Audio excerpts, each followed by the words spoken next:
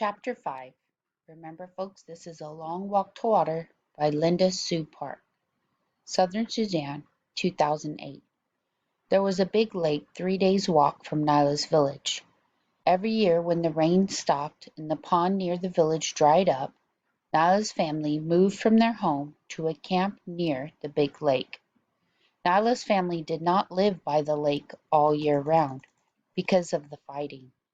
Her tribe, the Nuer, often fought with the rival Dinka tribe over the land surrounding the lake. Men and boys were hurt and even killed when the two groups clashed. So Naya and the rest of her village lived at the lake only during the 5 months of the dry season, when both tribes were so busy struggling for survival that the fighting occurred far less often.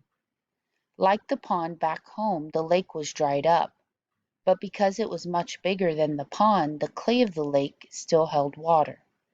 Nyla's job at the lake camp was the same as at home, to fetch water. With her hands she would dig a hole in the damp clay of the lake bed. She kept digging, scooping out handfuls of clay until the hole was as deep as her arm was long. The clay got wetter as she dug, until at last water began to seep into the bottom of the hole. The water that filled the hole was filthy, more mud than liquid. It seeped in so slowly that it took a long time to collect even a few gourds full. Nyla would crouch by the hole waiting for water, here, for hours at a time, and every day for 5 long months, until the rains came and she and her family could return home. Southern Sudan, 1985. Salva's eye was swollen shut. Buka's forearms were lumpy and raw. A friend of Buska's had a fat lip. They all looked as though they had been in a terrible fist fight, but their injuries weren't bruises, they were bee stings. A fire had been started under the tree to smoke the bees out of the hive and make them sleepy, but as Buska and the other Jurkul men were removing the hive from the tree, the bees woke up and were not at all happy to discover that their home was being taken away. They expressed their unhappiness very clearly by buzzing, swarming, and stinging a lot. It was worth it, Salva thought as he touched his eye gingerly. His belly was a rounded lump stuffed full of honey and beeswax. Nothing had ever tasted so good as those pieces of honeycomb dripping with rich, luscious, sweet, gold sweetness. Along with everyone else in the group, he had eaten as much as he could hold, and then a little more. All around him people were licking their fingers in great satisfaction, except for one Dinka man who had been stung on his tongue. It was swollen so badly that he could not close his mouth. He could hardly swallow. Salva felt very sorry for him. The poor man couldn't even enjoy the honey. The walking seemed easier now that Salva had something in his belly. He had managed to save one last piece of honeycomb, and had wrapped it carefully in a leaf. By the end of the next day all the honey was gone, but Salva kept the beeswax in his mouth, and chewed it for the memory of sweetness. The group got a little bigger with each passing day. More people joined them, people who had been walking alone, or in little clusters of 2 or 3. Salva made it a habit to survey the whole group every morning and evening, searching for his family, but they were never among the newcomers. One evening, a few weeks after Salva had joined the group, he made his usual walk around the fireside, scanning every face in the hope of seeing a familiar one. Then, ouch!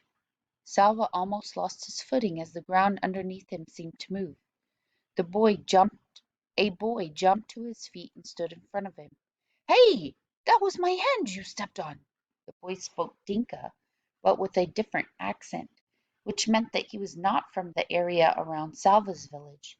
Salva took a step back. "Sorry, are you hurt?" The boy opened and closed his hand a few times, then shrugged. "It's all right, but you really should watch where you're going." Sorry, Salva repeated. After a moment's silence, he turned away and began searching the crowd again.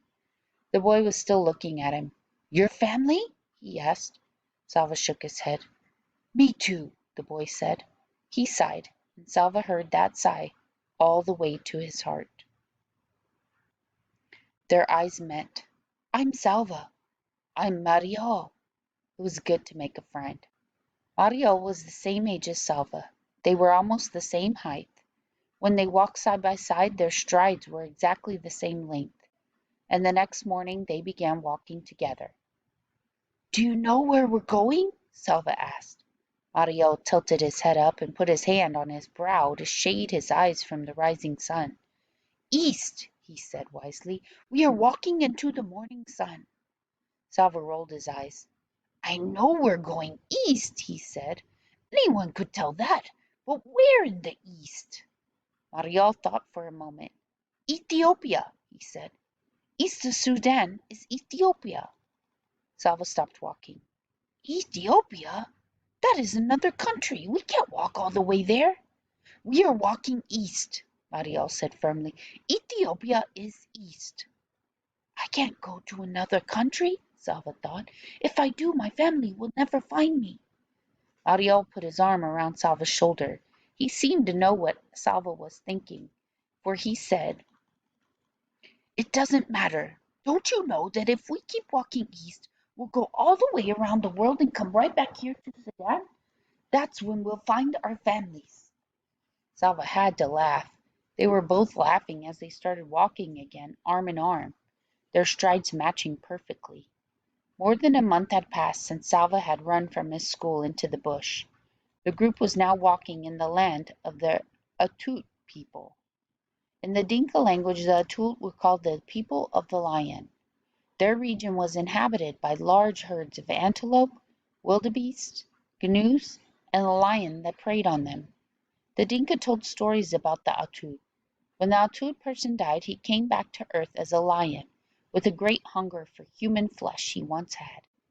The lions in the Atut region were said to be the fiercest in the world. Nights became uneasy. Salva woke often to the sound of roars in the distance, and sometimes to the death squeal of an animal under a lion's claw. One morning he woke blurry-eyed after a poor sleep. He rubbed his eyes and rose, and stumbled after Mariel as they began walking again. Salva! It was not Mariel who had spoken. The voice had come from behind him. Salva turned. His mouth fell open in amazement, but he could not speak. Salva!